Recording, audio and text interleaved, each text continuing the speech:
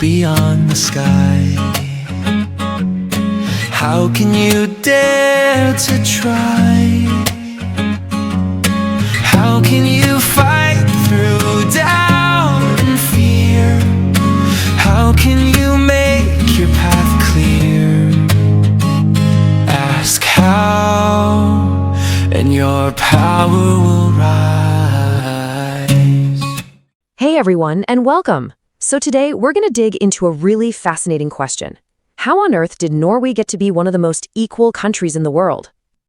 Now, you've probably heard the simple answer, right? It's the oil money. But what if I told you that's just the tip of the iceberg? Yeah, the real secrets are kind of hidden in their culture and, well, in a pretty unique economic engine that most people have never even heard of. Okay, but let's start with that money, because it's impossible to ignore. Norway's famous oil fund is so gigantic, it's worth about $340,000 for every single citizen. That's wild. But how they actually manage that wealth is the real story here. So here's what we're going to do. We're going to look at their trillion-dollar piggy bank, then dive into an unwritten social code, then the real engine of their equality, a surprising paradox, and finally, the big takeaway. First up, let's talk about the cash, that giant sovereign wealth fund that everyone knows about. So its official name is the Government Pension Fund Global, but everyone just calls it the Oil Fund. It was set up way back in 1990, and today it is the largest fund of its kind in the entire world. And here's the crucial parts. This isn't some national slush fund. It was actually designed to protect Norway's economy from the crazy ups and downs of oil prices.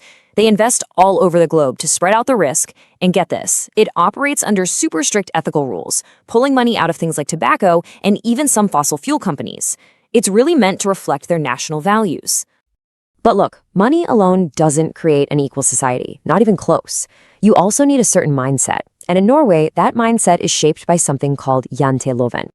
Now, despite the name, the law of Jante is not a real law you'd find in a book.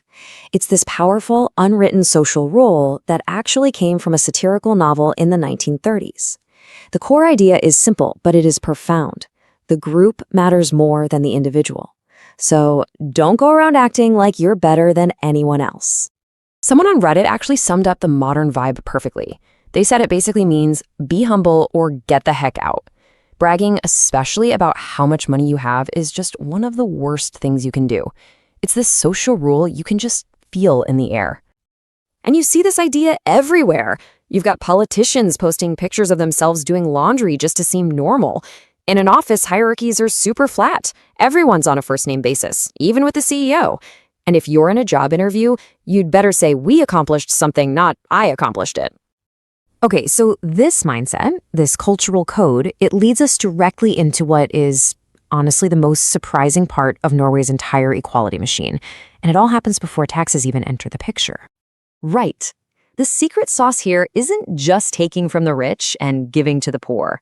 Norway actually creates equality right there in the job market itself, before the government even starts redistributing anything.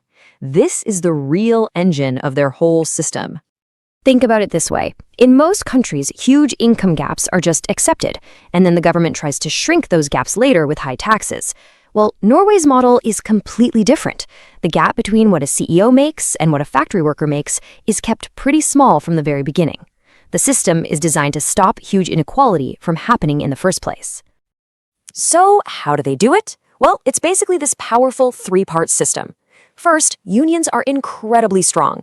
Second, these unions don't negotiate company by company, they negotiate wages for entire industries all at once. And the result of that is a system that intentionally compresses the pay scale. It lifts up the lowest paid jobs while keeping a lid on the highest ones. It just creates a much more equal playing field right from day one. But, and this is a really big but, it's not a perfect utopia. Even with this incredible system, the Norwegian model is starting to face some pretty serious challenges. Yeah, I know this might sound surprising, but the recent data shows this worrying trend. The country's famous ideals of equality, well, some cracks are starting to appear in that perfect picture. I mean, for a country that's literally famous for equality, this is concerning. Over the past decade, the share of people in low-income households has actually climbed to over 10%. It's the slow, steady creep upwards that suggests something fundamental might be changing. And honestly, what's even more alarming is that child poverty has jumped significantly too. That is a huge red flag, because childhood poverty can create a vicious cycle of inequality that lasts for generations.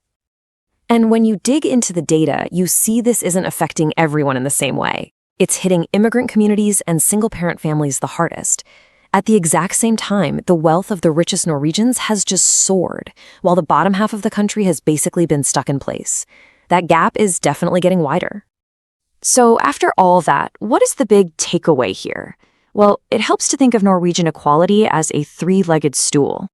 See, it's not just one thing, it's a whole system that rests on three core pillars. You've got the money, that massive oil fund. You've got the mindset, that cultural belief in the collective good. And you've got the model, that economic system that creates equality before taxes. Now, if you take away any one of those legs, the whole thing could get pretty wobbly. And that kind of leaves us with one last big question. This system is remarkable, for sure, but it's not perfect. With all these new pressures, both from inside and out, you have to wonder, can this unique model really hold up in the 21st century? So what do you think? Can Norway's amazing balancing act last? We'd love to hear your thoughts in the comments. Thanks for watching. Don't forget to like and subscribe, and we'll see you in the next one. How can you reach beyond